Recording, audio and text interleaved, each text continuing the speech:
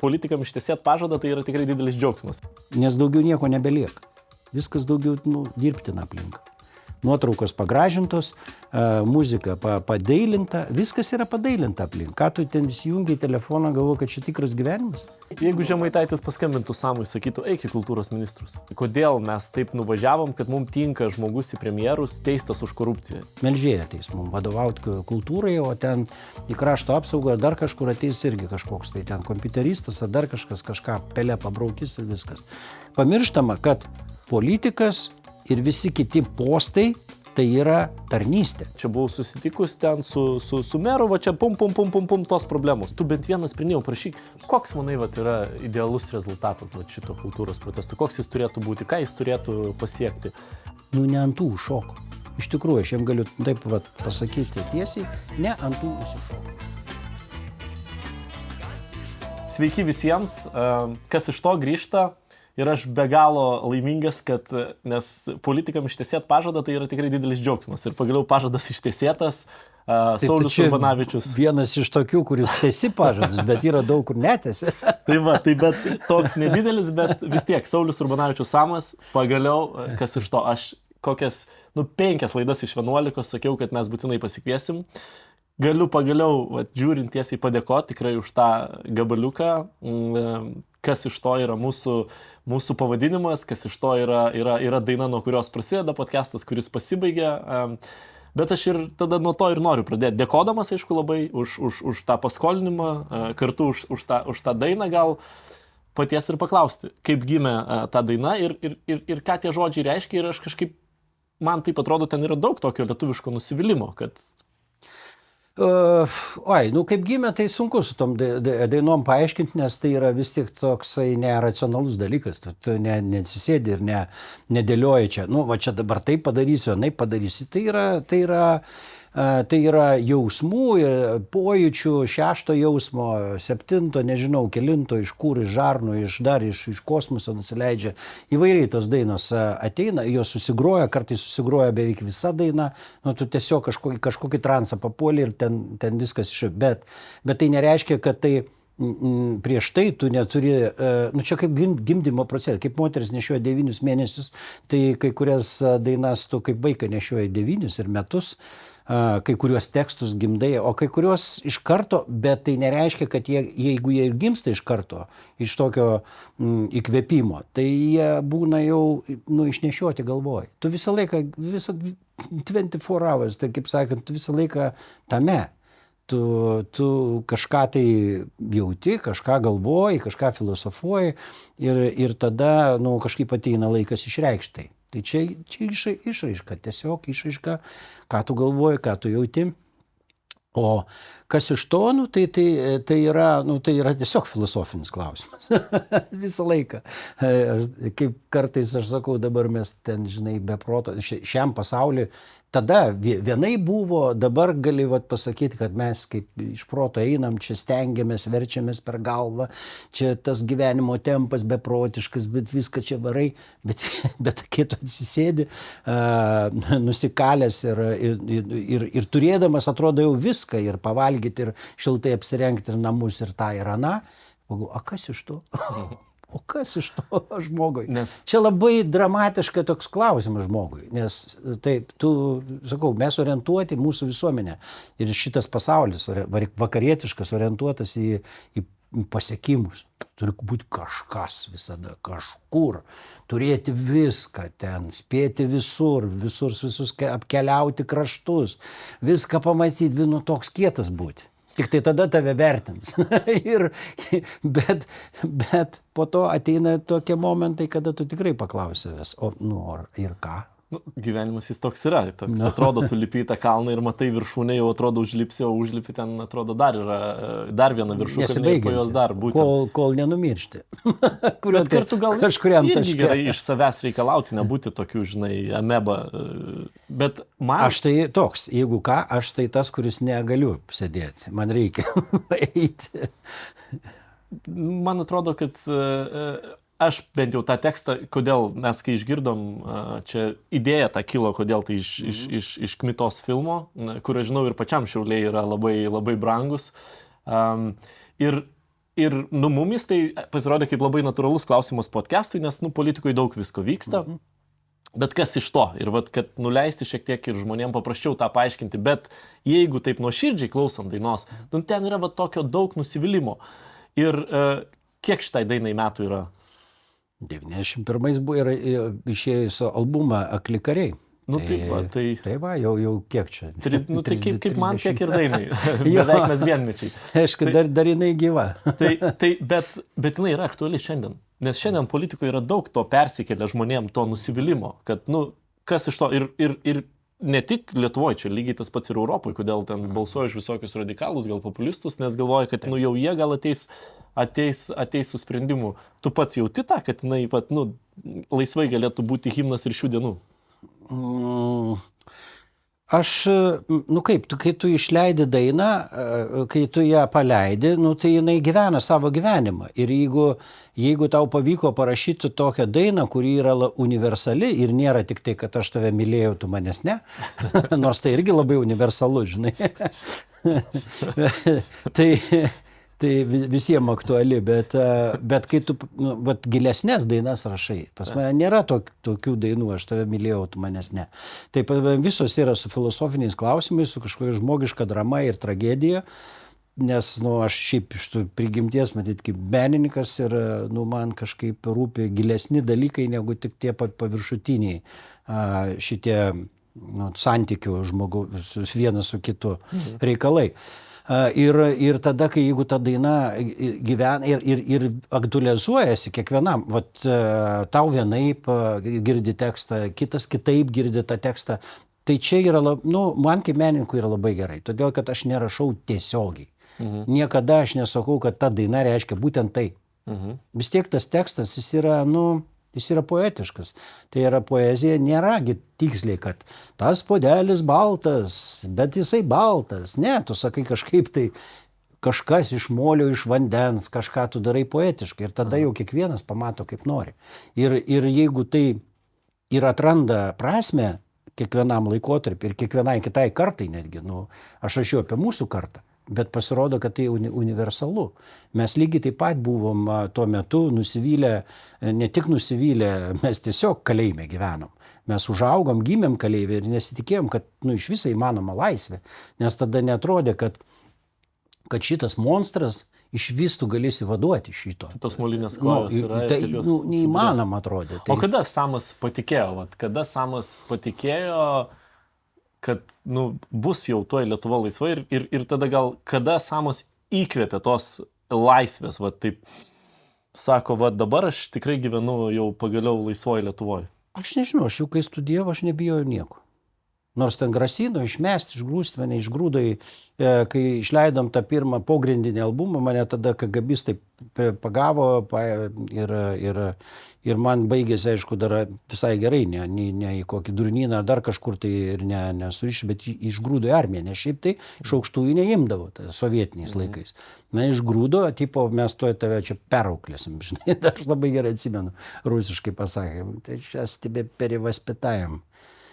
Čia tai, prieš kažką, viskas jiems atrodė prieš valdžią. Čia yra 82. Jiems viskas, bet koks ten kažkas nes, groti iš vis tuo metu, nei rokas, viskas buvo uždrausta. Tiesiog. Ir ta juosta, kai ėjo per rankas, daėjo iki jų ir jiems atrodė, kad čia, baisus antitarybinis veiksmas. Ir nežinau, ir man taip kažkaip aš nebijojau reikštis, bet tada tikėjimo dar jokio nebuvo. Ir tik tai, kad jau ta vadinama perestroika, kažkas ten truputėlį su ir tada dar nebuvo. Bet jau kaip pirmą roko maršą mes išvažiavom. Ir pirmą kartą Lietuvos trispalvę pravežėm per Lietuvą. Ir kaip matai, kai žmonės išeina, tu važiuoji su autobusu, mes susikabinę tą vėliavą, kokios žmonės išeina, bet kokios kaimeliuose, miesteliuose pasitinka su vėliavom, su ašarom, nes pirmą kartą, jinai buvo irgi uždrausta dar tuo metu. Pirmą kartą jie mato, kad taip jie važiuoja su vėliava, nors mus ten irgi gąsdina, to čia surišios, čia baigsis tie visi maršai, čia toje viskas šakės. Kiekvienam mieste būdavo gąsdinama, bet tada atsirado jau tokia visiška, aišku, kad kažkaip tai bus, bet tada mes dar matėm įvykius, baisius ir visa kita. Tai, va taip pamatyti. Ir paties tekstuose yra daug to tokio patriotiškumo ir kartu tos tokios patirties ir pavyzdžiui, daina Samanos. Čia dabar. Čia yra visiškai šviežia. Bet jinai tokia, aš sakyčiau, labai kalba apie laikotarpį, kur mes nei vienas mūsų negyvenom, bet turbūt, tokia mūsų galbūt netgi partizanam kažkiek toks. Čia yra. Tai šitą dainą įkvėpta, aš visada turėjau, man visada buvo giliai, mes sovietiniai aplamai apie tai negalėjom kalbėti. Tai buvo tiesiog, tai grėsė tau gyvybę, kalėjimų ar viskuom kitų, tai visą laiką tas buvo tavyje giliai, kažkur tai užslėpta ir tas, ir man visą laiką buvo ir aš visą laiką turėjau, kodėl gimė toks tekstas. Ir kai čia prasidėjo tie tokie geopolitiniai tokie įtrūkimai ir Amerikoje atėjo Trumpas, tikras amerikonas, kur jam tik tai šaibos pinigai, deal, not deal, žmogiškumas ir visi kitos vertybės jam dzin, bet čia yra tikra Amerika. Tai jeigu jūs ten būtumėte, mums su Biksais teko ten ilgai būti kitūrose ir ilguose, po beveik 8 mėnesius daugiau važinėti net po lietuvių bendruomenės, po Amerikos publikai koncertuoti, tu matydavai, kad ne Europa čia, ne tas mąstymas. Ir vat tas atėjo ir tada man tada sugrįžo tas visas jausmas, kad labai giliai buvo įstrigęs, kada mūsų partizanai jau nevilty, sėdėdami žemynėse, klausė, reiškia, tuose bunkerėse, klausė Amerikos balsą ir visą laiką tikėjo, kad ateis amerikonai. Ir kažkaip tai tą Lietuvą vėl išvaduos, bet jie netėjo. Ir tada man tas priedainis taip ir gimė, kad Amerika toli, o mes čia gyvenam pasaulio pakrašty. Kovojom, tikėjom, užaugom visi, bet šiandien mes jau dideli, jau nebe tokie. Mes jau visai pasikeitę. Netgi, aš sakyčiau, dar labiau paaugę negu mūsų jau partizanai, už kurią Lietuva kovoja. O mes jau turim tą 30 metų patirtį, to stebuklo, ką mūsų Lietuva padarė. Čia kiek gali visi inkšt nesąmonės kledėti apie tas visas kažkas, kur geriau, blogiau, kažką. Tai yra tiesiog akivaizdu, kaip mes gyvenom prieš 30 metų ir kaip dabar. Niekada. Ir net čia neįmanoma. Čia yra tiesiog. Bet valstybė yra toks nesibaigiantis projektas, žinai, ir visada reikės kažką tai gerinti, ieškoti, galų gale. Visada daug politikai kalba galų gale apie tą lygybę, apie kažkokią vienybę, kur tokie dalykai, jie iš esmės yra neįmanomi. Tu gali užtikrinti kai kuriuos dalykus, kad žmogus jaustųsi, man atrodo, tai yra labai svarbu apie jauseną, kad tu jautiesi savo valstybėje, kad yra sąžininga, kad požiūris į tave galų gale, nesvarbu, kur tu dirbi, kokioj srityje, ar ten mano mama, kuri yra slaugė ligoninėje, ar tu esi ten žymus prodiuseris, bet į tave yra sąžiningas visuomenės pagarbus požiūris. Man atrodo, tas yra pirmiausia, apie tai yra. O ten, tokios ten sparnuotos, kad čia visi lygus ir visi teisingi, tai vat būtent čia tuo laikotarpiu ir buvo. Iš kurio ta viena buvo ta tokia, ta utopinė sąjunga, sovietų ir komunizmas, kur atseit visiems po lygiai ir visiems pagal poreikius. Ir nieko nesigavo ir nesigaus. Todėl, kad gamta netaip sutverta. Ir mes kaip žmonės, jeigu mes tada jau nebe žmonės tampam, jeigu čia kažkaip tai čia ta lygybė, negali jos, nes kiekvienas mes esam absoliučiai skirtingi, mes esam įvairūs, vienam reikia to, kitam reikia ano, vienas gali tą, kitas negali to ir niekada nebus to. Bet aišku, kad mes turim kaip visuomenė ir pagaliau susitarti, nes visada yra pralaimėtojų. Ir ypač dabar. Ypač dabar, kai technologijos ir gyvenimas yra tokiam tempe, kad ne kiekvienas gali bėgti šitos sprintus. Ne kiekvienas iš tikrųjų. Ir jie jaučiasi, kad jie, neprisitaikė ir kažkas juos turi, bet to irgi yra žmonių yra problema, kad savarankiškumas. Problema yra įteikti žmogui sąmoningai, kad niekas į šitą pasaulį tu atėjai, tu ir pasirūpink savim. Come on. Niekas už tave nieko čia nepadarys, bet žmonės nori, kaip sakant, nusimti nuo savęs atsakomybę ir sakyti, apkaltinti visus aplink, aš sėdžiu, man blogai, bet čia, žinok, valdžia kalta, čia visi kalti, čia viskas kalta. Visi kalti aplink, tik tai ne jis, kad nepakeli užpakalį nuo sėdynės.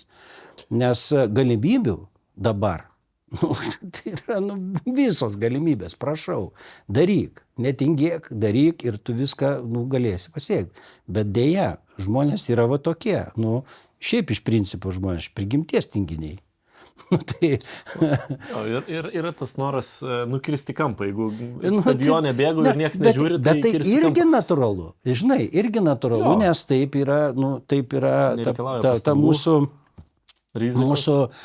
biologija ir mūsų visa ta evoliucija sustatyta, taupyti energiją. O tai vat, Samas ten kokiais jau 88-ais ten mato, atrodo, ateina tą nepriklausomybę, 91-ieji, nepriklausoma Lietuva.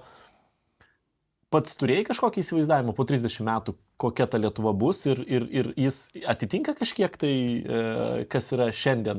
Ar net neturėjai tokių iliuzijų ir tiesiog gyvenimas vyko šią dieną, galimybės, kurios atskrido mes ir tu tikrai, ir biksai, jūs esat tie, kurie, aš manau, kad maksimaliai išnaudoja tas unikalias galimybės, tie patys turai į Ameriką, Nirvanos apšildymas biksų ir taip toliau. Tai vis tiek, ne kiekvienas kartais ir sugeba pamatyti tas galimybės, kurios atskrenda. Tuo metu, kai tiesiog atsidarė sienos, nes tu gimei kalėjime, uždarytas ir net pasvajoti negalėjai. Tau Lenkija buvo didžiulis užsienis, iššūkis, kurį net negalėjai nuvažiuoti, šiaip jau, paprastai. Tai apie vakarus nėra ko kalbėti. Ir tu tada visą laiką svajojai, wow, ten, žinai, bet tu muziką gaudavai, tu kažkur tai kažką klausydavai, viskas buvo pogrindyje, viską tu turėjai pats susirasti, informaciją, viską žinoti, kas ten kaip. Ir tu svajojai, wow, kaip ten, kietai viskas, va taip, va ten, va taip, va.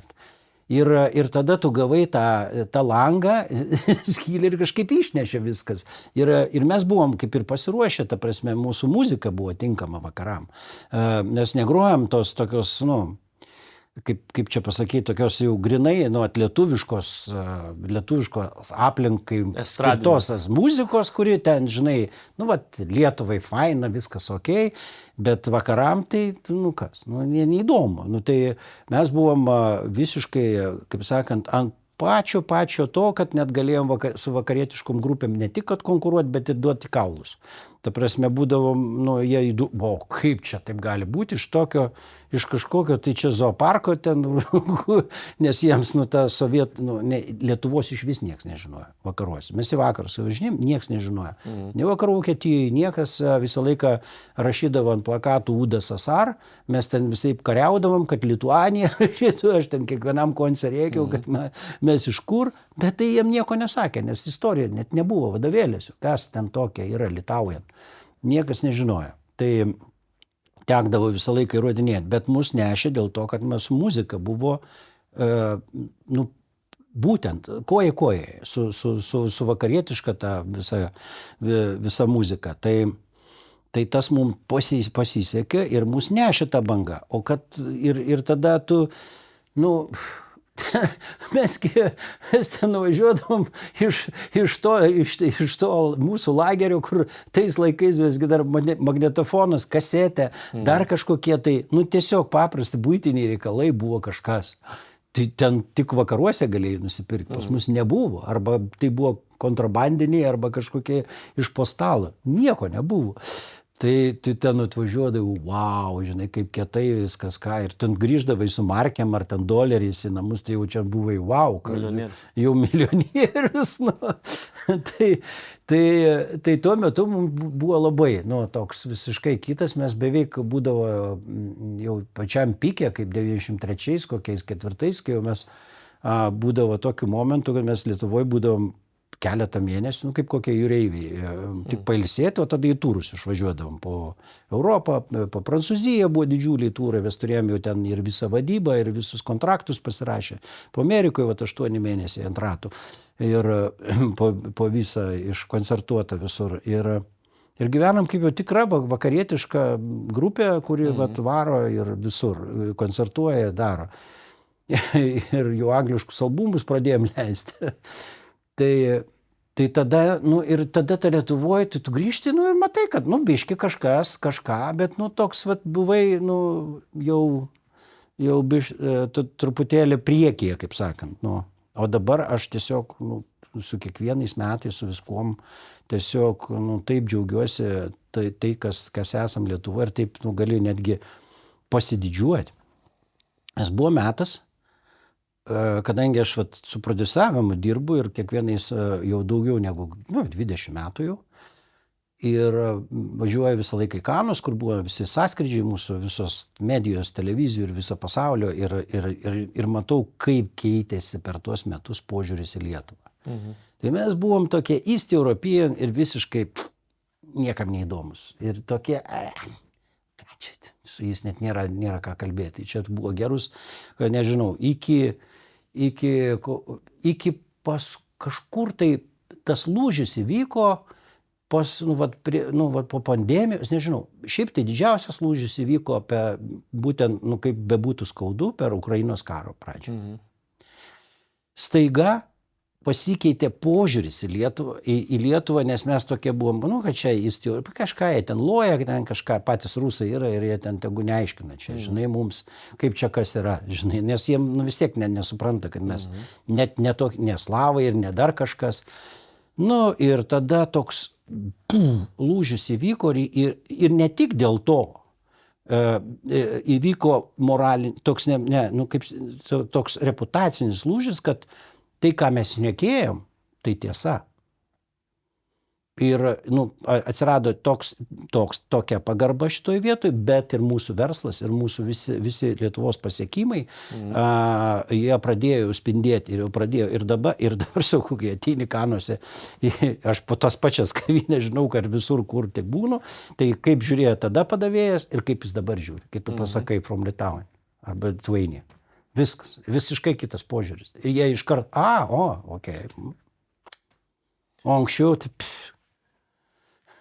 Bet čia, aišku, dabar aš vis tiek noriu biškai grįžti į tą mūsų vidų, nes išoriai mes visi, aišku, bandom atstovauti tą Lietuvą geriausiai įmanomai ir parodyti geriausias mūsų spalvas ir pabrėžti tuos pasiekimus, ir iš tiesų jų yra labai daug. Bet viduj mes matome, kas vyksta su kultūra. Kultūros bendruomenės dabar protestas. Kartu jisai toksai irgi gal, aš sakyčiau, toksai kaip žadintuvas visiems, kad ta kultūra, tiesą sakant, daug laiko buvo tokia, primirštama. Ne tik politikų, bet ir visuomenės. Kartu lyg ir jinai svarbi, bet kai top 3, sakysi, įvardink prioritetus, tai jinai nebus tarp 3 tų. Tai kas tai yra? Kultūros kažkoks tai renesansas? Kuom tai gali baigtis? Ir koks paties požiūris į tą protestą? Pats teigiamiausias, nes mes esam visi piliečiai ir mes privalom reaguoti į visokias pavojus ir visokius negerus dalykus, kas vyksta. Taip, požiūris pas mūsų kultūrą yra dar East European. Ir ne tik East European, bet netgi, sakyčiau, ruskas toks. Tai kiek ta kultūra tokia, žinai, kažkokia politikui ten pasipuikuoti, nueiti kokį koncą, ten Operhause ir nusifotkinti, tai va tiek ir jiems svarbu. Visa kita, kaip tai tas darosi ir kad kultūra yra iš visko pamatas mūsų, ir mūsų identitetas, kas mes tokie esam ir kuo mes išliksim ir kuo mes būsim. Tai nežinau, kurioje vietoje, bet prie kokių čia tų visų valdžių vis tiek požiūris į tą ministeriją buvo toks, kas liks, tą duosim. Ir ten taip yra, bet dar yra kita problema, kad ne tik ministerijų čia reikalas, ne tik tai politikų reikalas, Todėl, kad jeigu pažiūrėjus į vakarus, tai yra ten mecenatai, mecenatizmas ir šiaip žmonės prisideda, fondai įvairiausi, ko pas mus iš vis dar nėra. Nu, tai yra tikrai vystikluose viskas. Prasideda kažkas, bet yra vystikluose. Na, aišku, jau mo muziejus, ką reiškia, kai verslas, va čia jau yra tas lygis, atrodo, va čia jau yra pirmas žingsnis į tą tokį vakarietišką suvokimą, kas yra kultūra. Tai va, bet šiuo atveju, aš taip labai jau čia globaliai ir filosofiškai, bet šiuo atveju tai yra kultūros žmonių, kurie jautrus ir aiškiai suprantantis, išgastis, kokia politika dabar ateina į Lietuvą. Kokia degradacija ateina į požiūrį, į žmogų, į aplamai požiūrį, į kažkokią tai, kompetencijas, kai yra kompetencijos, yra sutripamos, čia kiekvieną, čia vėl, mesgi prisiminkit šitą sovietinį šūkį, kad kiekviena melžėja gali valdyti valstybę. Tai čia dabar mes priėjom prie šitų. Kiekvienas melžėjas, šaltkalvis ar dar kažkas čia biški per 3 naktis kažką paskaitęs, atsiprašant, pistirį jau ministras jau čia tvarko mūsų reikalus ir mes čia, supranti, džiaugiamės ir plojam katučiam, nes čia mesgi laimėjom kažką, mums čia kažkas tai davė mandatą, bet kad dabar, kai yra tas iš vis pasaulyje visur, socmedijos, socialiniai tinklai sušiko viską, ką galėjo sušikti. Ta prasme, visus normalius procesus. Nebėra laiko žmonėms, kada susivokti, ką rinkti, ką daryti. Ir čia yra manipulacijos. Toks yra, siaubingas mašina. Tai kad, tai yra tiesiog, mes kol suvoksim, kol suprasim, mes matom, kas Europai, kas Amerikoje darėsi.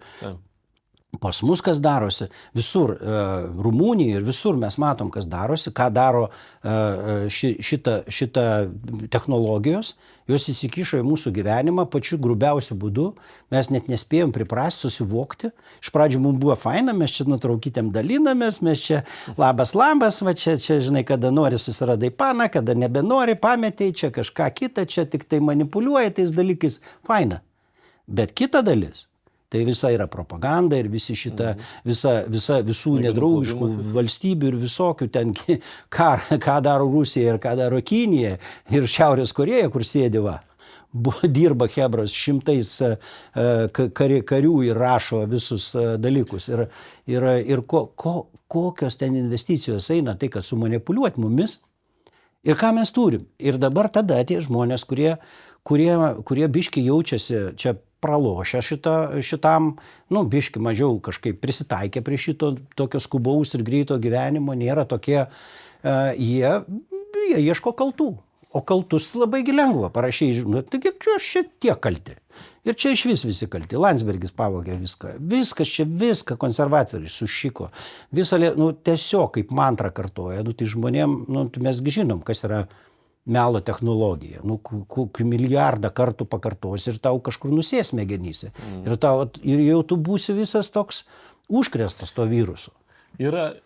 Aš labai su daug ko sutinku, nes vienas dalykas, tai aišku, kaip socialiniai tinklai veikia, tai kad, jeigu jie pamato, kad tu turi kažkokį priešą, gal dar ne iki galo, bet įsivaizduoja, jie tada tau stiprina tą jausmą, tau rodo. Mes čia turim padėkoti Zuckerbergui, nes jisai subinė dėl savo šaibų padarė tokį algoritmą.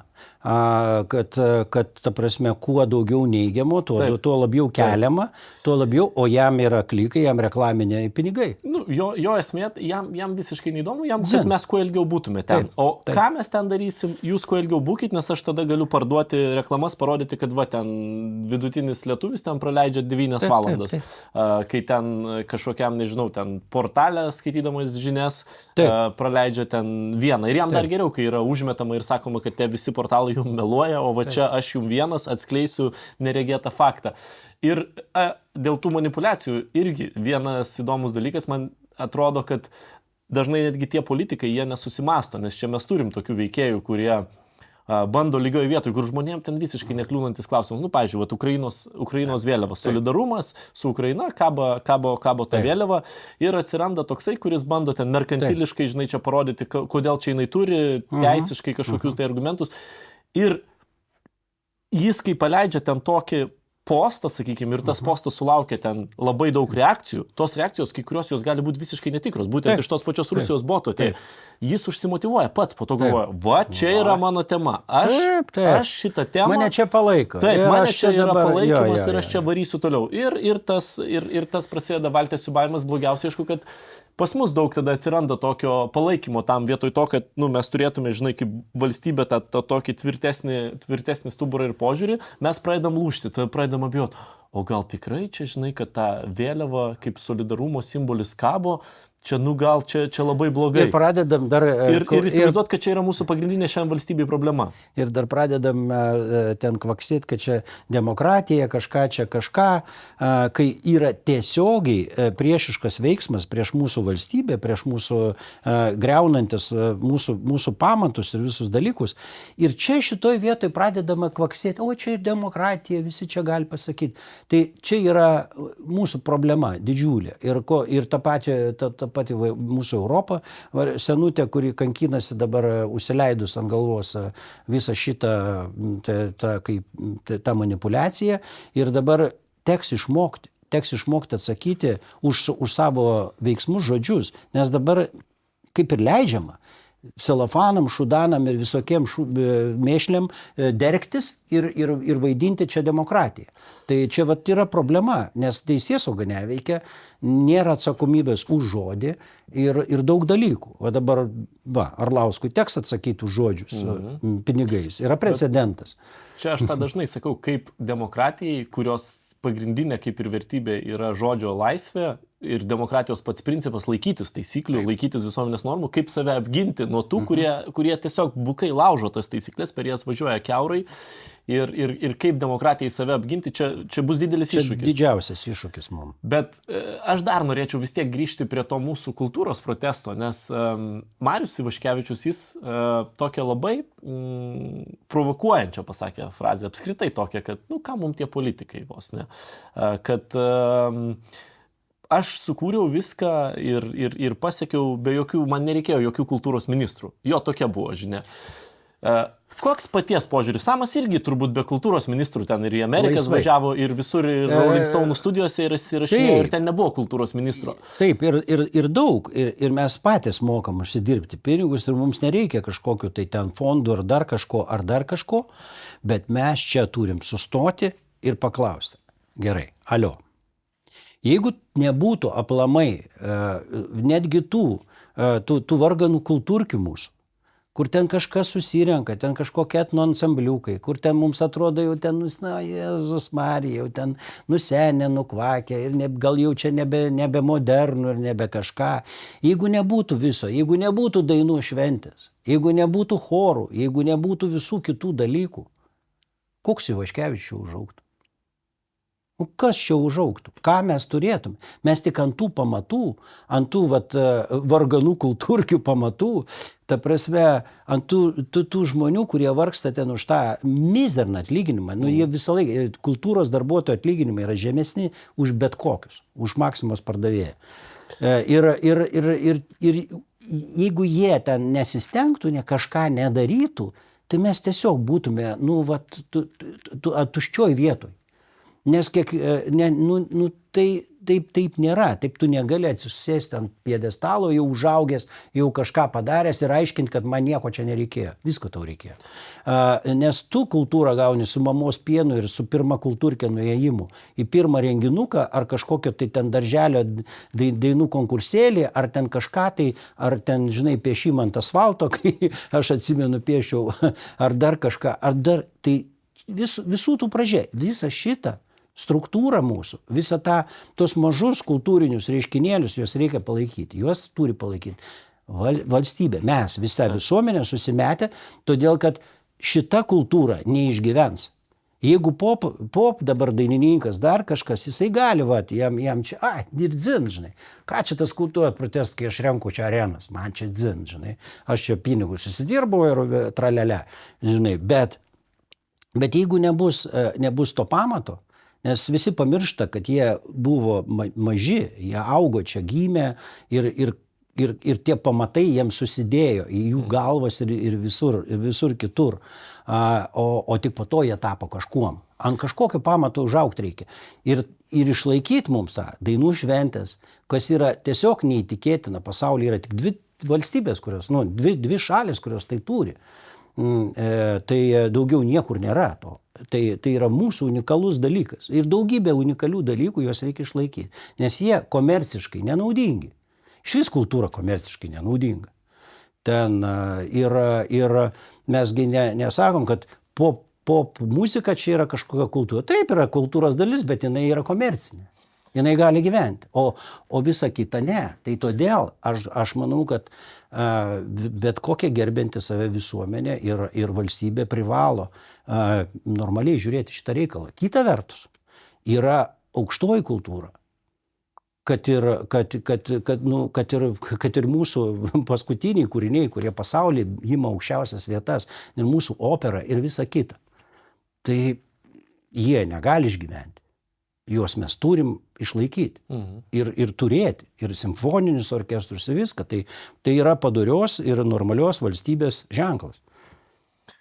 Ir čia aš irgi čia pilnai sutinku, aš labai dažnai tokią vartoju frazę ir kalbėdamas su žmonėm, kad mes kiekvienas esam šitos valstybės kūrėjai. Mes turim skirtingą santykį, bet pasakyti, kad čia tik politikai kūrė tą valstybę, ar dar mes visi ją kūrėm. Ir lygiai taip pat kultūros žmonės, nes kultūrą aš irgi laikau labai plačiai, nuo populiarios iki galbūt labiau nišinės, galų gale tą operą, nes jeigu mes turėtume, nežinau, teatrą, sakykime, su neribotų vietų skaičiumi, gal net mes išsigastume, pamatę, kiek nedaug, tiesą sakant, žmonių ateitų, o kiek daug ateitų pamatyti, nežinau, TV pagalbos tos pačios. Absoliučiai. Bet kartu, žinai, kai pardavinėti, kas yra komerciškai naudinga, ir kas, tiesą sakant, būkina žmonės, tai irgi yra, toks daigo sėjimas.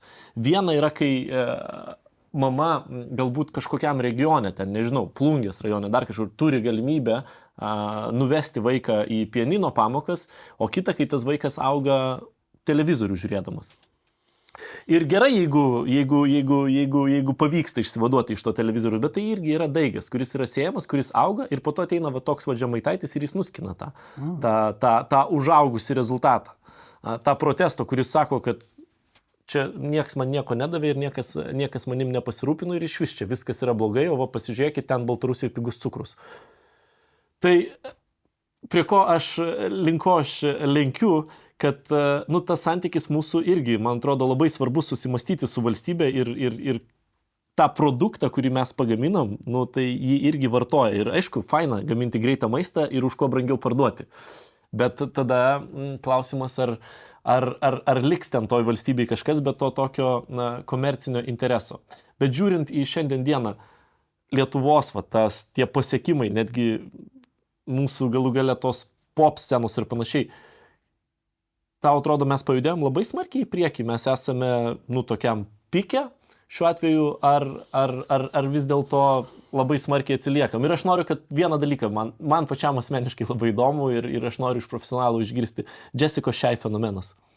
Kaip tu paaiškintum tą? Nes žmogus atrodo visai neseniai scenoje, bet renka arenas, renka stadionus. Čia yra viskas natūralu. Tai mes link to ėjom.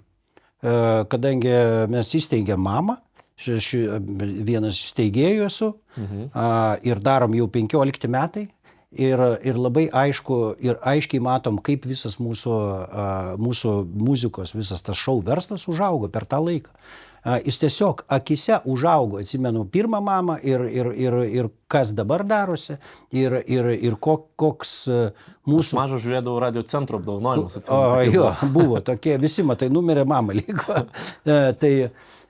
Tai mūsų mamos tikslas ir buvo, kad mes visą šitą suvienytume, reiškia, visus kūrėjus ir duotume jiem tokį kaip paskatinimą, nes jeigu niekas tavęs per metus nemato ir neįvertina, nu gerai, kad ten viskas ir važiuoja, bet vis tiek reikia taškų. Šitie metai tokie buvo ir tie buvo geriausi. Kartais būna kelius metus iš eilės tie patys geriausi, taip yra pasaulyje. Taip ir Beyoncé, ir dar kažkas, ir Taylor Swift, ir Adele būna kelius metus, būna ant viršūnės. Čia normalu, čia yra, taip yra. Ir šiuo atveju mes esam dabar visiškai, mūsų šou verslas yra įsivystęs iki absoliučiai, mes pasivyjam, per tos varganus 30 metų, pasivyjam tai, ką darė, nežinau, 100 metų, gal daugiau šitos visos vakarietiškos šalis. Mes pasivyjom visiškai, mes dabar visiškai, mūsų koncertinis lygis, užpildymas salių, tokie įvykiai kaip Jessica Shai šovimas rodo, kad jau mūsų vietinės žvaigždės visiškai gali, ta prasme, vietoj. Čia yra dar viena kita problema, tokia gilesnė, kad mes tik vietoj esame absoliučiai jau, vis pasiekę viską. Ir čia jau yra problemėlė. Čia mūsų kita problemėlė, kad mes esam vietoj čia, bet tu žengi per Latvijos sieną 2 metrus ir tu esi niekas. Šitą mums dar reikės perlaužti ir nesvarbu, kad mes čia džiaugiamės, kad čia pažiūrėkit mūsų koncertų kokybė, o čia atvažiuoja koks Timberlake'as ir nieko nepastato, nei vieno ledo, nei vieno šviesytės, bet visi pamiršta, kad kokio ten lygio muzikantai ir kaip ten, kokiam lygiai yra profesionalumas ir visa kita.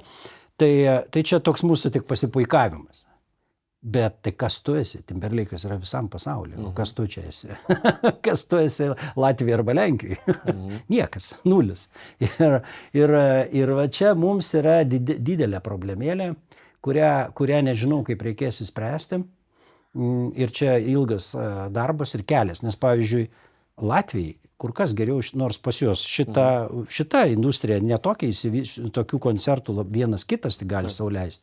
Arba estai, bet jų žinomumas vakaruose, kai kurių grupių, yra nepalyginamas. Bet nėra tai, kad mes turim pakankamai mokę publiką, kuri gali sau leisti brangų ateiti į koncertą, kas yra gerai, bet tada mūsų nes mano kolegos Latvijai iš manęs dažnai pasijuokia, kad koks tas atlikė, Lauris Reinikis kažkoks, kur Latvijoje sako, jis visiškai... Aš asmeniškai pažįstu. Jis sakė, Latvijoje nėra baisiai populiarus, bet Lietuvoje jisai čia buvo mylimas. Tai nėra taip, kad mūsų vidinė ta publika, kuri yra pakankamai moki, jinai gal ir nereikalauja gal per daug. Tie tekstai yra lietuviški, jie nėra anglų kalba. Kadangi aš Latvijoje irgi prodiusuoju, aš dirbu Latvijoje, darau Latvijos talentas, tas tarptautinį didelį projektą. Ir daug pažįstu šiaip iš dar senesnių laikų jų tų žvaigždžių ir Jumpravai ir Brainstormai, mano draugai, tiesiog asmeniškai, Laurį Reinikį asmeniškai pažįstu ir senai. Tai aš žinau tą situaciją. Ir jeigu palyginsi Lietuvos, bet muzikinę mūsų visą bendruomenę, tai skiriasi. Skiriasi tuom, kad muzikavimo gylių, reiklumo, stilistikos pojūčio ir visokiais tais dalykais. Tai pas mus yra, aš tik tai labai tikiu šiuo dabartiniu jaunimu, kuris taip pat labai auga, sparčiai auga ir tikrai jau muzikuoja, tikrai gerai, bet dar čia klausimas smegenyse. Muzikuoti tu gali fantastiškai, tu gali, nežinau, būti koks profas. Jeigu nėra vidinių dalykų, jeigu nėra tokio subrendimo viduje, suvokimo ir tokio pasaulietiško, tai tu nieko nepasieksi. Tu ir būsi varlė savo baloj, žinai, kečiausia. Ir ką? O kas toliau? Ir kitos balos nenueisi, o vandenynų tu neužkariausi. Tai va taip ir yra. Tai Latvija yra, tas skiriasi kultūra muzikavimo, bet tik tiek. Aš manau, kad mes irgi kažkaip atsimušę dabar į Jessica Shai lubas. Čia, tikrai taip galima sakyti, nes viskas, mūsų, kaip sakykime, publikos, mokumo, finansinės galimybės ir visa kita, čia jau arti lubų. Nes mes turim begalę koncertų. Dabar, kur nespjaus ten koncertas. ten, reiškia, ir kiek užsienio žvaigždžių pas mus važiuoja, ir kiek visko, tai pradės galvoti, ką daryti, nes nebebus vietos visiems. O iš to tokio... O kadangi mes su Biksais iš karto galvojam apie ten, mes galvojam, kaip būti pasaulyje. Bet čia kita motyvacija buvo, jums reikėjo ištrūkti, mes norėjom ištrūkti. O dabar čia, aišku, čia yra lengviausia. Tu čia pasidarai, o tada, o ten tu neaišku, ar tu kada nors gyvenime. Tu turi pradėti turbūt nuo kažkokių festivalių. Nu, ten ne, į festivalį patekti. Ojojoj. Bet aš tada noriu prie, tai vis tiek, tai iš to kilo, iš to tokio pykčio, kad čia, negali mes čia tik Lietuvoje plaktis ir būti neįvertinti net Europoje. Iš to kilo We Are The Winners ir LT United? Ten buvo labai mūsų tokia pankiška idėja, sakyčiau. Aš tuo metu prodiusavau Dangus projektą. Reiškia, realybės šou. Mano kaimynas Vaidas Baumila. Jo, Vaidas Baumila mano buvo auklėtinis ir tada... Liktokas dar būdamas. Jo, mes jį dar taip jau priėmėm su išlyga, nes jis buvo ant ribos, nelabai galėjo, nes 24 valandas per parą, filmavimai ir visą kitą realybės šou.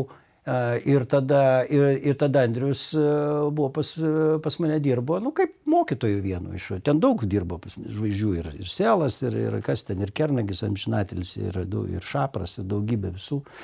Ir tada Eurovizija, mes atsimenam, mes ten su Andrium, ten pasijuokdavom, nes ta Eurovizija buvo ant tiek jau, tokia sustabarėjusi, ten visos tos dainos, būdavo formatinės tokios, visi viską, ten tos visos tos, sofistikuotos tokios, visos didelės tos dainos, ten visi, ir visiems jau pasidarė, koktu to. Ir sako, mes padarom bają, kažkokį tai tokį, žinai, tokį kaip, pankišką žingsnį, laužantį tradicijas ir padarom tą. Ir mes ten, būtent Dangui ta daina, bet per vieną naktį praktiškai gimė ir mes ten ją ir įrašėm. Ir tada pradėjom rinkti, kas dar su mumis galėtų varyti.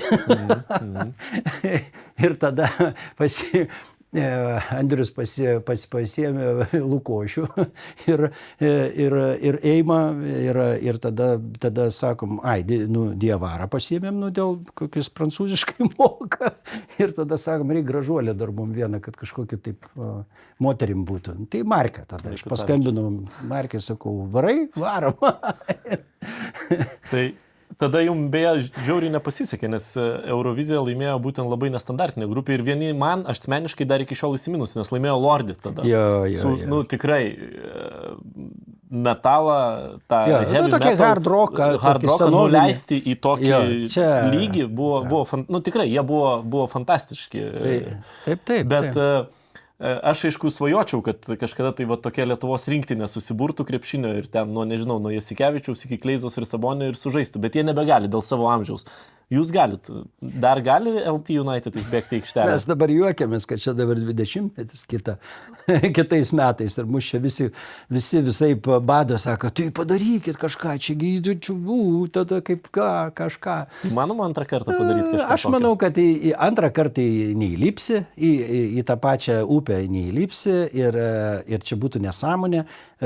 Ir šiaip muzikoje yra taip.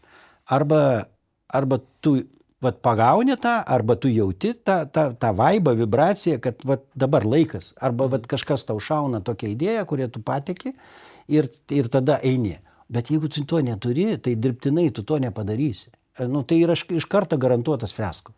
Tai kad tu ten gali geriausius profus susikvies, geriausius dalykus padaryti ir nieko nebus. Todėl, kad taip yra. Deja, ačiū Dievui, tai čia dar yra tas didžiulis skirtumas, ko AI ir visi kiti dalykai dar toli iki to. Bet šiaip visais atvejais mūsų AI čia dabar, mes matysim labai didžiulių čia dabar pokyčių bendrai mūsų gyvenime ir nublankstė soctinklai prieš tai, kas mūsų laukia dabar, visokių tokių iššūkių su visu šito dalyku. Bet aš labai šviesiai žiūriu. Bus skaudžių dalykų, bet žmogus yra toks padaras.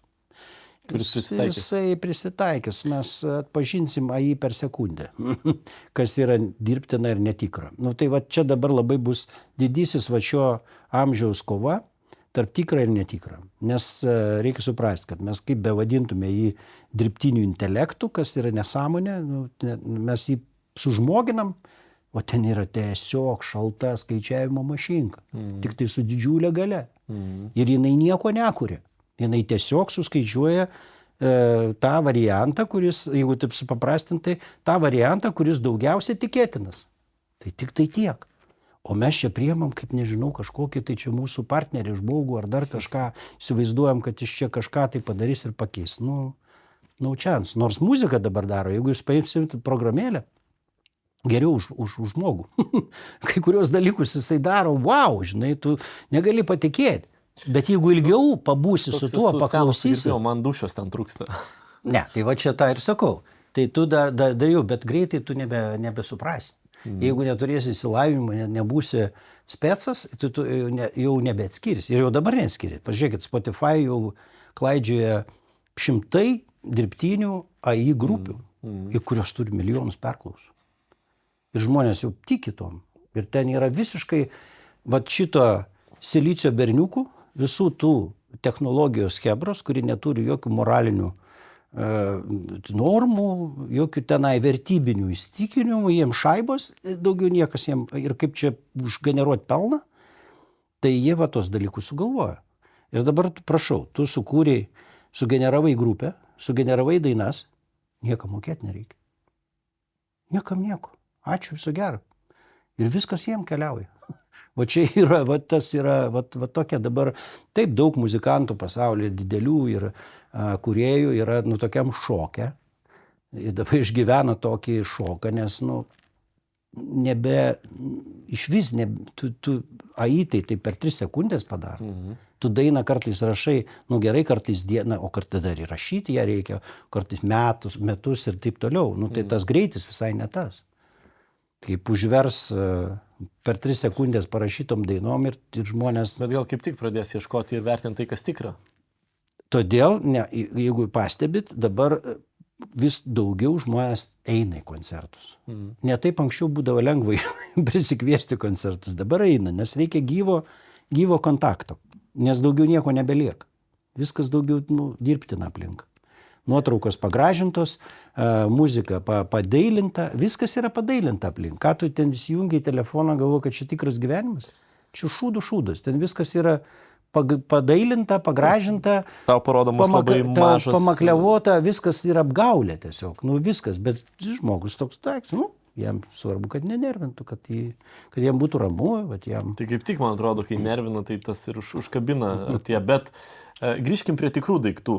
Ir aš žinau, kad dabar artėja premjera labai tikro dalyko, Biksų to gyvenimo parodymo, dar ir su tokiu Emilio Vėlyvio prieskoniu, kuris kažkam gali būti gal net kartais per aštrus, kažkam kaip tik labai patikti.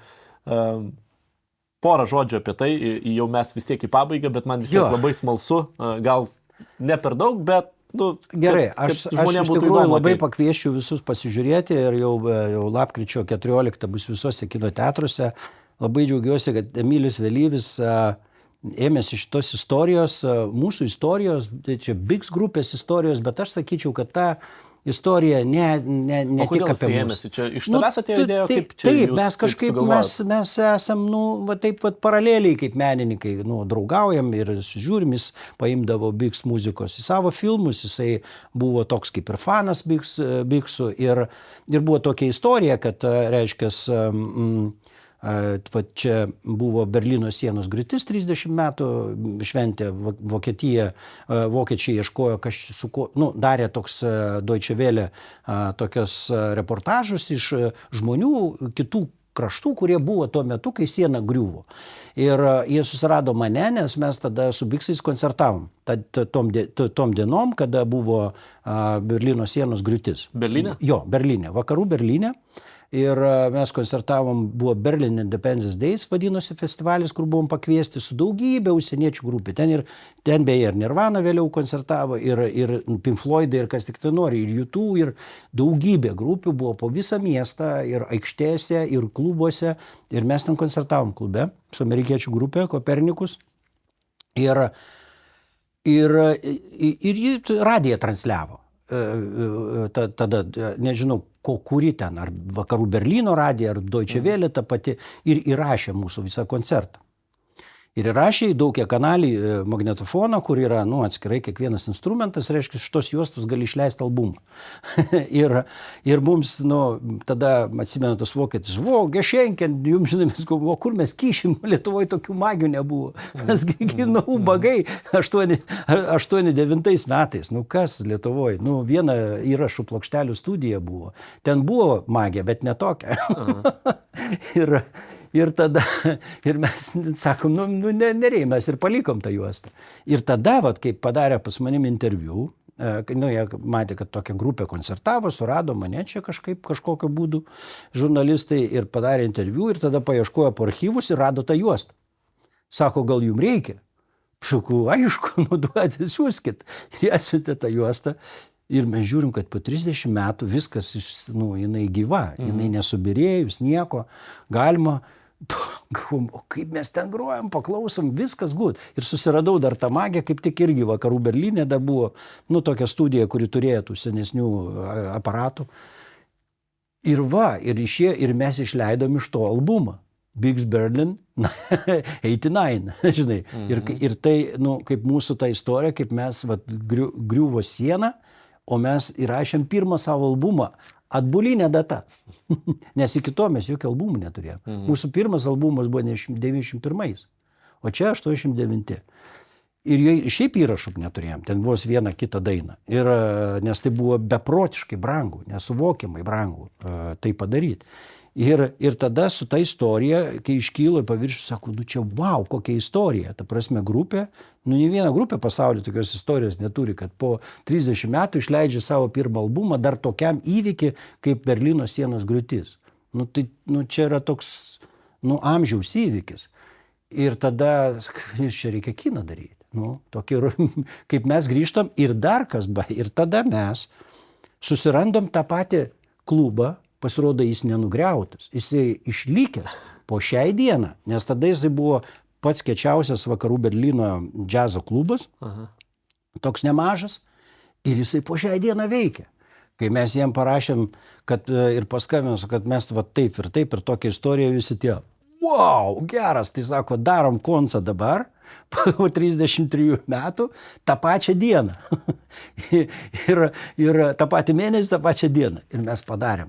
Nuvažiavom koncą, padarėm ten koncą tam klube ir tada prasidėjo filmuoti. Nufilmavom šitą koncą, kaip mes, ir tada ta kelionė į Berliną ir tada pasakojom visą istoriją. Apie mūsų kartą, apie visą šitą įvykį, kas buvo Berlyno sienos griūtis ir kaip mes įsivadavom ir kaip mes varėm ir kaip mums tie vakarai atsivėrė ir kaip mes ten, daug ką supratom ir daug kas pasikeitė, daug mūsų galvos ir visur ir šiaip apie mūsų tą kartą, kuri, aš manau, kad ta mūsų karta pastatė šiandieninę Lietuvą. Ant to tas pamatas mūsų kartos, kurioje mes dabar Lietuvoje gyvenam. Su to užtaisu, su to noru būti gerais, kažką siekti, padaryti. Tai apie tai filmas. Aš esu labai labai dėkingas už tai, kad pats atėjai, be galo įdomu yra klausyti ir aš manau, tų klausimų yra dar labai daug. Čia galėtume ilgai. Net nebejoju. Mes dar AI nepalėtėm. Ir kas mūsų tai net aš manau, kad ir politikos normaliai nepalėtėm. Ir viską mes tik taip labai apgraibom, bet jau prabėgo tą mūsų valanda laiko. O dabar socialiniai tinklai dėja, bet jie taip jau žmonės pripratino, kad kuo greičiau reikia viską suvartot, bet aš tikiuosi, kad tikrai bus įdomu žiūrėti. Ir mes pabaigoje turim tokį vieną dalyką. Tomas, kuris su manim irgi daro šitą laidą, jisai pats turėjo grupę Skyders. Žinau, atsimenu tą grupę. Ir aš visada jį paprovokuoju kokiam nors naujam gabaliukui, dainai, kad žmonės pasiklausytų kažko, kad vis tiek gale metų visi giriasi ties Spotify'aus playlistais, kai kurie nesigiria, nes pamato, kad gal čia aš ne fainos muzikos klausau. Tai, iš profesionalo labai įdomu, kokią dainą vat, dabar tie, kurie žiūrės, kad jie klausytųsi tą savaitę. O, geras. Ar Samas turi tokią dainą? Labai man visada būna sunku, nes yra tikrai geros muzikos, daug yra ir visokios. Aš nesu toks labai vienareikšmiškos krypties, bet ir nesu tas, kuris klauso viską. Tikrai man pop muzika yra biški nepakeliui. Yra jos labai geros ir kokybiškos ir man su ją tenka dirbti ir aš ją labai gerbiu. Bet man ten per kaip negilu. Ten yra per... Nežinau, man sunku pasakyti, bet... Labai sunku pasakyti. Ką dabar Samas klauso? Vis tiek yra šią savaitę, kažkas groja. Dabar neklausau nieko. Neklausau. Dabar aš šiaip kaip pats kaip muzikantas, man sunku per daug klausyti muzikos. Aš tada persivalgau. Man reikia, jeigu kad kurti muziką, tu turi būti alkanas biški ir turėti laisvės, o nebūti takojamas per daug. Tai aš muzikos per daug dabar neklausau. Aš atsiklausiau jaunystėje kažkada tai. Bet jeigu taip, žiūrint, ko tau reikia. Reikia energijos, klausyk Klešus, aš judės tai, aš judagau. Žinai, kiekvienai dienai tau tinka. Darai ar nedarai? Darai, nedarai. Daryk. Ir energija tokia, ir gera užkabina, ir toks klasikinis gabalas, kur labai, labai veža. Tai... Viskas super, tai turim. Tai va, ir šiaip manau, kad palaikykit kultūros judėjimą, palaikykit šitą protestą, nes čia prasideda mūsų tas pilietiškumas ir tas geras užtaisas, tikra demokratija, kada žmonės pasako, kas jiems svarbu ir kad neliestų mūsų pamatų purvinom rankom. Taip, ir nekompetentingom rankom. Jeigu Žemaitaitis paskambintų Samui, sakytų, eik į kultūros ministrus. Ką tu jam atsakytum? Rusiškai. Yra toks. Čia yra didelė bėda. Todėl, kad normaliam, šiaip žmogui, kuris galėtų tikrai dirbti, jisai negali dirbti, todėl, kad tai yra jėga, yra politinės darinys. Čia negalima niekom vadinti, tai yra tiesiog darinys, tokių mes turėjom per mūsų istoriją. Žiūrėk, ar pirmas kartas? Ar mes turėjome linksmybių partiją Valinsko Seime, mes turėjom violetinių, kur ten iš viso apie ką, kur mergaitė, apie ką ten iš viso kosmosas ir manipuliatoriai, ir melagė kažkokia išrenkama ir dar kažką. Tai turim dabar dar, tik tai šita yra bjauresnė, bjauresnio požiūrį, todėl kad nuodingai leidžia tokios nuodus, kurie yra tikrai labai šlykštus ir kurie labai kerta, skaudžiai. Ta prasme, šitie... Pasitikėjimo valstybė? Jo, pasitikėjimo valstybė, pasitikėjimo tuo keliu, kuriuo mes einam. Pradeda kvesinuoti tokios dalykus. Kam čia tas, kam čia nas, o čia viskas gal viską čia neteisingai darė. Vėl viską kažkodėl tai Landsbergis ir konservatoriai. Ta prasme, o kur jūs buvot? Pats Žemaitaitis sėdi Seime kiek metų? 20 metų. Ir ką jisai veikia savivaldybėje su Palucku? Mesgi puikiai atsimenam, taip kad nereikia. Čia šitoje vietoje rinkėjų atmintis trumpa būtent. Ir visi tai ką tu veikiai, tai ką tu čia dabar aiškini, kad visi kalti, tai tu kur tu buvai, tai ką tu padarėjai, jūs visi pasirašinėjate įstatymus, visi balsuojat, visi keliat rankutes, apie ką mes čia kalbam. Kas čia kalti? Visi, prisimk, irgi kaltę, nes tiek metų sėdėjai Seime ir nieko nepadarėjai. Dabar čia aiškini visiems. Tai vat apie tai, bet žmonės kažkaip, atlaidžiai žiūri, pamiršta. Kaip ir Blinkevičiūtė ir visiems kitiem ir visiems pamiršta, apmelavo, apgavo. Čia yra kažkoks, bet dar tokio lygio mes senokai nebuvom pasiekę. Gerai, mūsų cirkininkų partija, bet jie tenai pakvaksėjo, linksmai kažką, bet jie tokių dalykų nekalbėjo. Nu ir šiaip Valinskas žiūrint jo intelektą, aš esu ne kartą tą minėjęs, kad jisai, kai buvo Seimo pirmininku, žinai, tas sekretoriatas, kuris padeda Seimo pirmininkam, aišku, čia dar buvo kuris laikas, bet jie patys man yra sakę, kai aš Seime dirbau, kad jis buvo iš tų Seimo pirmininkų, kuris lengviausiai įsiminė viską ir pats vedė tuos posėdžius, bet ten didesnės pagalbos ir panašiai, kad buvo gabiausias. Tai aš sutinku, kad aš irgi stebėjausi, kodėl mes taip nuvažiavom, kad mums tinka žmogus į premjerus teistas už korupciją. Ir visiems atrodo, kad čia normalu, kad valstybėje nebėra jau pasirinkimų. Nu, čia veikimas yra prieš visus mūsų, vat, tos tikrus pamatus ir veikimas yra vat, būtent tai, kad, kokio būt reikia durnumo, kad nesupras, kad žmogus, kuris eina į vadovaujant postais, mažiausia turi būti kompetitingas. Kažką tai suvokti, mokėti. Dabar sakau, Melžėje ateis mums vadovauti kultūrai, o ten į krašto apsaugą dar kažkur ateis irgi kažkoks tai ten kompiuteristas, ar dar kažką pelę pabraukys ir viskas. Mes suprantam politinę struktūrą, mes suprantam, kad partijos, čia yra politiniai postai, viską, bet kaip bebūtų, partija turi turėti pas save žmonių, kurie, tai yra absoliučiai, mes pasakykim taip, socdemai tiek metų sėdėjo opozicijoje ir nepasiruošė paimti to iššūkio valdžios. Jie neturi nei jokių žmonių. Neturi nieko. Bet čia gal irgi nėra taip, kad sunku partijom išauginti žmonės, kai į politiką niekas nenori eiti, kai ta politika yra didžiulė bėda mūsų visuomeniai tokia plakama. Ir čia nesvarbu, čia yra viena pusė Lietuvos, kuris sako konservatoriai dėl visko kalti, kita pusė, kur sako čia kaimas dėl visko kaltas ir panašiai. Bet kaip bebūtų, ir vieni ir kiti jie turi, sakykime, savo elektoratus ir panašiai, ir yra tokie plakami. Ir į politiką neprestižas ateiti. Žiūrėk, čia yra didžiausias iššūkis dabar visom mūsų senom demokratijom. Visai Europai lygiai tas pats. Visur plakam. Jeigu tu eini į politiką, tu žinau, kad tu esi viskas. Tu susitaikyk su tuo, kad tu būsi kritikuojamas ir taip toliau. Visokiais šlykščiausiais dalykais. Bet problema tai, kad nebėra, užtat į politiką dabar eina varkės daryti.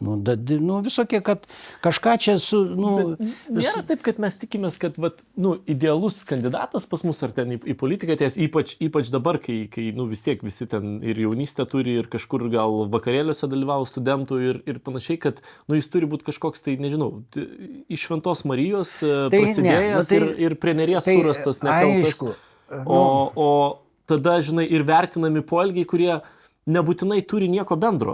Žmogus galbūt gali būti labai gerų ministrų, o tai kas, kad jisai, nežinau, ten studentas balevojo ir jį nufilmavo video. Taip, tai čia problema mūsų, nieko to nepadarysi. Čia problema tai, kad dabar yra toks informacijos amžius ir yra soctinklai ir visa šita velneva, kur per sekundę tau iškrapštys kažkokį tai ten kadriuką ir pradės tuo manipuliuoti. Tai anksčiau buvo biškai paprasčiau, nes į laikraštį ne visi papuldavo. Tik pletkų lygį galėjo tave apkalbinėti. O dabar yra tiesiog, tu gali sumanipuliuoti labai daugybę dalykų. Tai aš nežinau, kaip mes šitą problemą išspręs. Antra, atlygio klausimas. Profesionalui ką veikti politikui už tokius pinigus? Ką jam veikti, jeigu bet kokia įmonė jį pasamdys su 5-10 kartų didesniu atlyginimu. Jeigu tokia pati atsakomybė. Jeigu tokia atsakomybė kaip ministras ir visi kiti, bet čia vėl irgi negali perspausti ir nepadaryti čia komercinės vietos. Nes tada kur bus tas momentas, kad tu atėjai tarnauti. Nes šiaip pas mus kas pamirštama? Pamirštama, kad politikas ir visi kiti postai tai yra tarnystė. Tu kaip bažnyčioje yra, reiškia, tarnystė žmonėm, nes juos samdom mes, visuomenė. Bet šitoje vietoje aš manau, kad tas konkurencingas atlyginimas jis pritrauktų visai kito plauko žmonių, visai kita būtų konkurencija.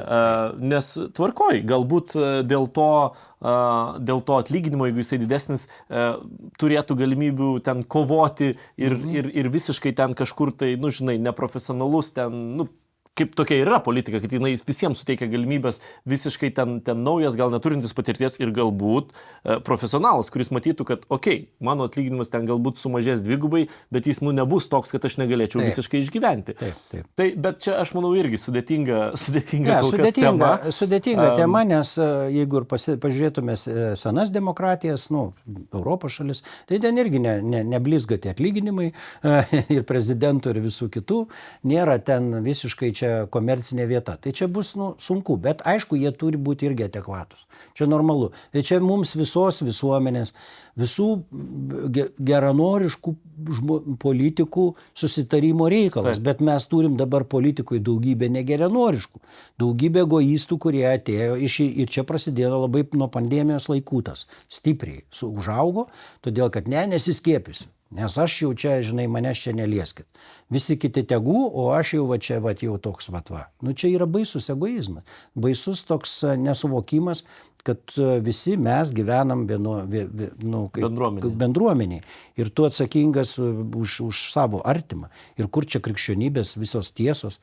Kai šiaip tai mojuojame, čia turim būti visi lygus, visi paglostyti krikščionybei, žinai, neskriausk ten, o kai reikia nuo savęs kažką padaryti, tai tada jau ne, čia manęs jau nelieskit, žinai. Dar prisiklausė visokių briedų, nesąmonių ir tas labai buvo užvaryta taip nežmoniškai, kad čia mokslas irgi čia viskas viskuom suabejo, čia viskas yra apgaulė, viskas tas ir tai aišku, daugybė žmonių jie nemasto, jie tiesiog bijo. Bet dabar yra Ir iš baimės tada patikė tokiam nesąmonėm. Bet dabar yra labai lengva. Aš irgi žiūriu savo kolegas, ir socialiniai tinklai, ir politikai. Tai jų absoliuti dauguma, jie nieko nesiūlo, jie tik tai konstatuoja. Jie gali išvardinti, va čia buvau susitikus ten su meru, va čia pum, tos problemos. O kur, aš taip visada galvoju, o tai tu bent vieną sprendimą prašyk, bet žmonės normaliai, jie aplodijuoja, nes tada politikas tampa toks ir žmogus jaučiasi toksai, jis irgi tas problemas mato ir politikas dar gaunasi kaip, tas, kuris retransliuoja tą mano jauseną, bet jis turėtų tau sakyti, žiūrėk, mes turim ieškoti sprendimų, bet niekam nebereikia sprendimų, jeigu mes visi kartu, kaip sakant, keikiam ir gale dienos prasideda keikimas tos pačios valstybės, visi tokie, labai gerai, mes čia ir susitarėm.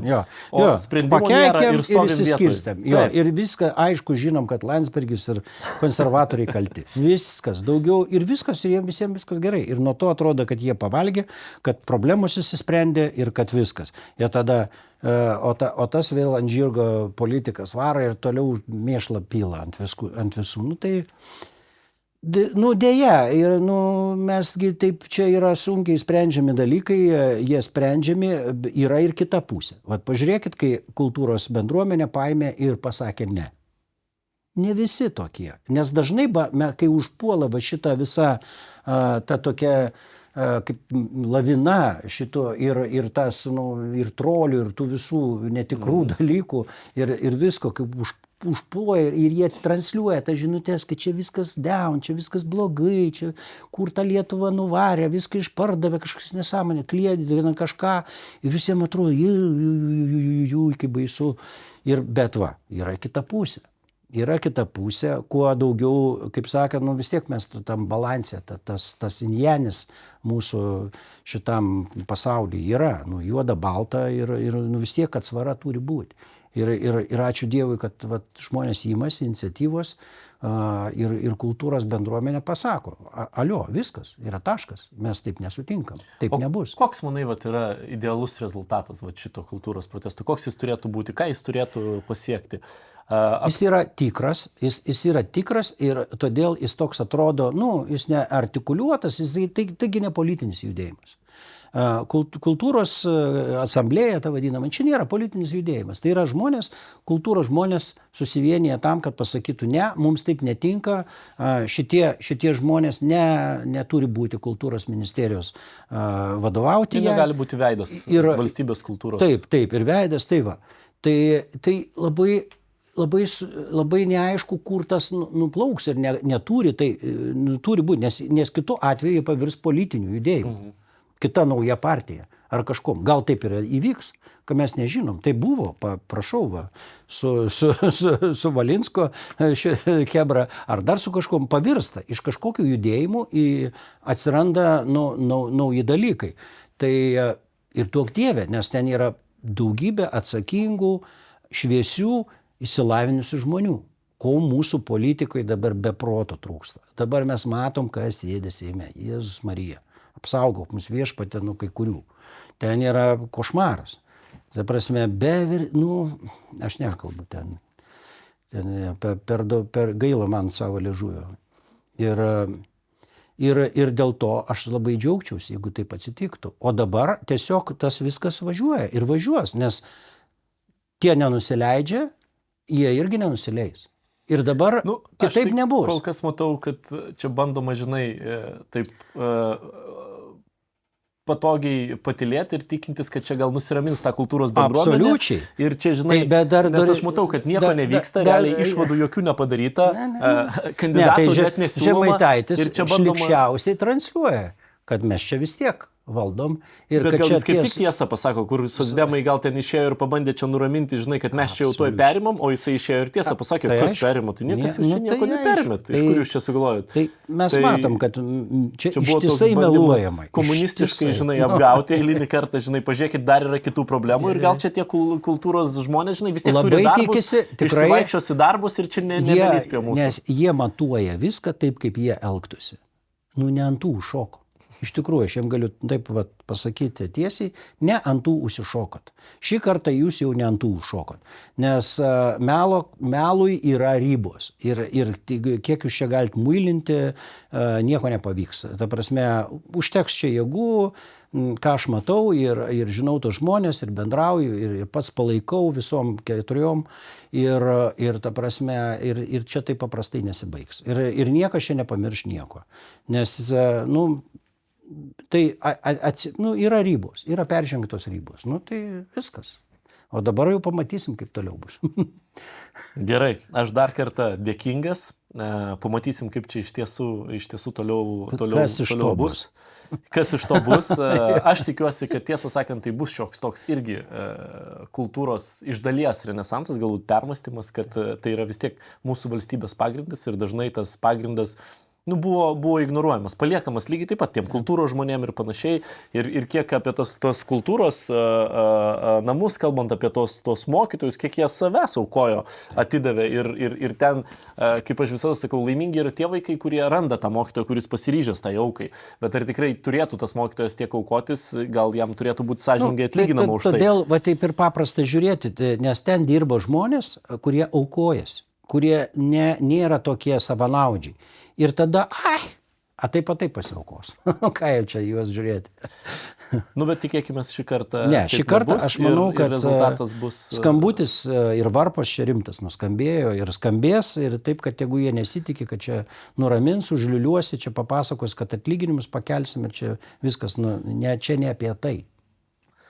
Tai Samo siūlymas yra vis tiek klešai. Should I stay or should I go? Yeah. Aš sakyčiau, kad labai, žinok, ir tave atitinka. Taip, kad kiekvieną rytą atsikelti su energija naujiem darbam. Tai aš ir visiems linkiu, kas žiūrėjo, atsikelt su tą dainą ir galbūt pasižiūrėti kažkokių tai naujų darbų, projektų, savęs galų gale atradimo, nelaukti sausio 1, o pradėti tą, nežinau, nuo lapkričio vidurio. Ir padaryti kažką gero mūsų šaliai, ne tik tai savo. Aš esu labai dar kartą dėkingas. Ačiū. Ačiū tau. Ačiū.